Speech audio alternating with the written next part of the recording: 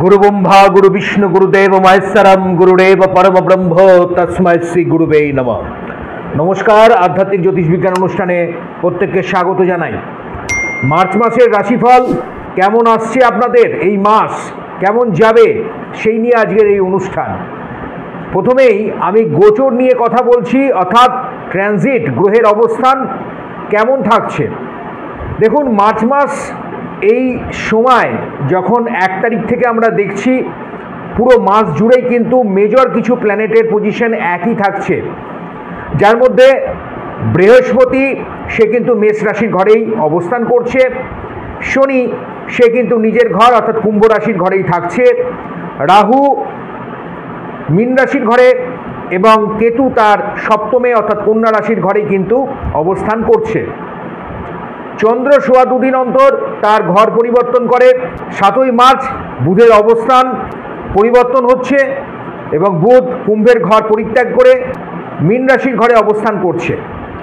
মঙ্গল উচ্চস্থ হয়ে রাশিচক্রের একদম শনির ঘরে, অর্থাৎ যে ঘরটি মকরের ঘর সেই ঘরে কিন্তু মঙ্গল অবস্থান করছে এবং মঙ্গলের সঙ্গে আমরা প্রথমেই দেখতে পাচ্ছি শুক্র, সেও কিন্তু গুরু মঙ্গল যোগে সে কিন্তু মকর রাশির ঘর অর্থাৎ জোডিয়াকের দশমের ঘর পিতৃস্থানের ঘর সেখানে কিন্তু অবস্থান করছে। 2 মার্চ কুম্ভের ঘরে কিন্তু শুক্র তার ঘর পরিবর্তন করে কুম্ভের ঘরে কিন্তু সে অবস্থান করতে চলেছে। রবি কিন্তু মীন রাশির ঘরে কিন্তু সে চলে আসবে, তার আগে পর্যন্ত 13 তারিখ পর্যন্ত সে কিন্তু কুম্ভের ঘরেই অবস্থান করবে।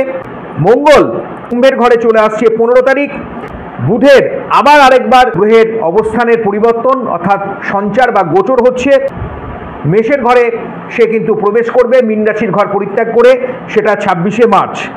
আর 31শে মার্চ আবার আমরা দেখব শুক্রের তার ঘর পরিবর্তন হবে এবং সে চলে আসছে, শুক্র এন্ট্রি করবে কুম্ভের ঘর পরিত্যাগ করে মীন রাশির ঘরে অবস্থান করবে।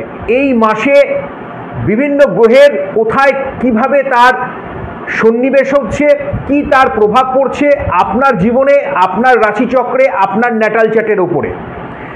অনুষ্ঠান যদি ভালো লাগে পুরো অনুষ্ঠানটা আপনি দেখবেন শেষ পর্যন্ত। আমি লাস্টে কিছু প্রতিকারের কথা বলবো। রাশি লগ্ন ভিত্তিক এই অনুষ্ঠান, মনে রাখবেন সবার আগে চন্দ্র রাশির ওপরে ভিত্তি করে এই অনুষ্ঠান হচ্ছে, তাই ফার্স্ট প্রেফারেন্স কিন্তু রাশির ওপরেই যাবে, সেকেন্ড প্রেফারেন্স কিন্তু লগ্নের ওপরে থাকবে। এবার চলে আসছি যাদের বৃশ্চিক রাশি বা বৃশ্চিক লগ্ন, তাদের ক্ষেত্রে মার্চ মাসের সময়টা কেমন যাবে। দেখুন, মার্চ মাসের রাশিফলে প্রথমেই যদি আমি আপনাদের স্বাস্থ্য নিয়ে কথা বলি, সেখানে একটু স্বাস্থ্যের জায়গায় ডিস্টার্ব হবে। অহেতুক বাড়তি প্রেশার, মানসিক যন্ত্রণা এই সময় বাড়তে পারে। একটা অস্থিরতা বা চঞ্চলতা ভাব এই সময় কিন্তু আসার সম্ভাবনা আছে। ধীর স্থিরভাবে থাকুন, বেশি উদ্বিগ্ন হলে কিছু ক্ষেত্রে ভুল ত্রুটির সম্ভাবনা বাড়তে পারে।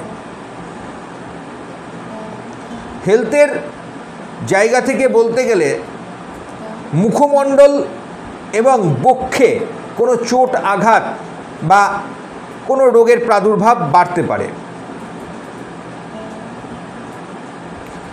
গৃহ পরিবেশে আপনার পারিবারিক সম্পর্ক ভালো থাকবে।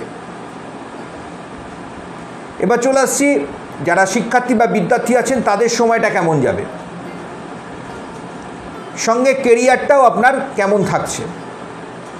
দেখুন, যারা শিক্ষার্থী বা বিদ্যার্থী আছেন তাদের ক্ষেত্রে বলবো আপনাকে আরও বেশি পরিশ্রম করতে হবে। সুযোগ আপনি পাবেন, কিন্তু কিছু ক্ষেত্রে হতে পারে যে বিড়ম্বনা আসার সম্ভাবনা আছে। আপনাকে তাই পরিশ্রম সঠিকভাবে করে যেতে হবে। এই মাসে খুব একটা বেশি আপনার সঞ্চয় বা আয় কিন্তু দেখতে পাচ্ছি না, একটা গড়পত্তা যাবে, বরং ব্যয়টাই কিন্তু বেশি আছে। তবে উদাস হবেন না, সোর্স অফ ইনকাম আপনার ঠিকঠাক থাকবে বা আপনি নতুন কোনো কাজের যোগাযোগ পাবেন, কিন্তু ব্যয় আপনার থাকছে। ব্যবসা বাণিজ্যে যুক্ত আছেন, স্বাধীন পেশায় যুক্ত আছেন, মার্কেটিং ফিল্ডে যারা আছেন, বিজনেসের সঙ্গে সেলসে যারা আছেন, তাদের জন্য সময়টা খুবই ভালো।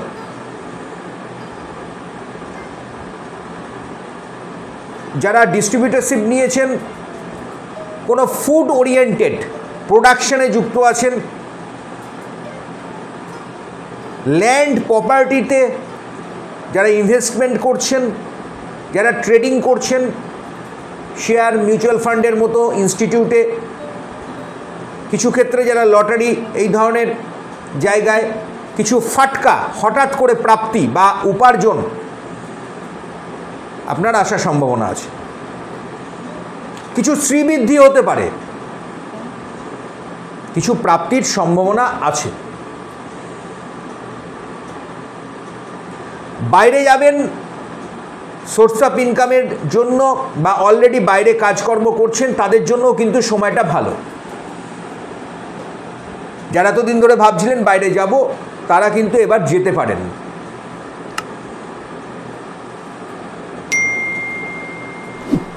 প্রেম প্রীতি রিলেশনশিপ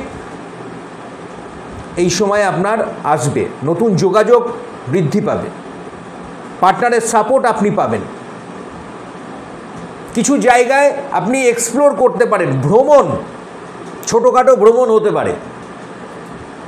আপনার পরিবারের সঙ্গে আপনার পুরনো কোনো ক্ষত মিটে যেতে পারে, একটা রিলেশনশিপ, একটা বন্ডিং ঠিকঠাক হওয়ার সম্ভাবনা আছে অনেকাংশে। যারা লিটিগেশন, ঝামেলা, অশান্তি, মামলা মোকদ্দমায় জড়িত আছেন, বিবাহিত জীবনে, দাম্পত্য জীবনে অশান্তির মধ্যে আছেন,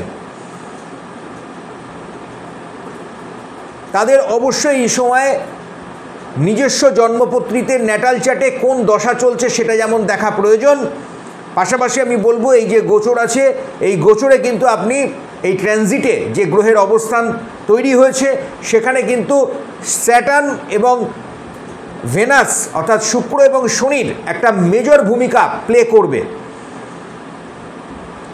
আপনার পঞ্চমাংশ, সপ্তমাংশ এবং লগ্নভাব যদি শুভ থাকে, তাহলে এখানে কিন্তু আপনার শুভ প্রভাব বৃদ্ধি পাবে, অর্থাৎ আইনি জটিলতা অনেকটাই কমবে, বা সেখান থেকে আপনার একটা ভালো পরিস্থিতি, ভালো একটা দিক তৈরি হওয়ার সম্ভাবনা বাড়িয়ে দিচ্ছে।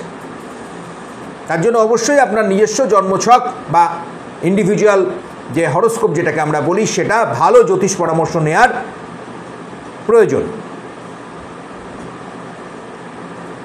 সন্তান স্থান আপনার ভালো আছে, দাম্পত্য সুখ শান্তি থাকবে। কনিষ্ঠ ভাতা বা ভগ্নীর স্বাস্থ্য নিয়ে একটু দুশ্চিন্তা আসতে পারে। পরিবারে যদি আপনার কনিষ্ঠ ভাই, ছোট ভাই বোন থাকে, তাদের দিকে একটু নজর দিতে হবে।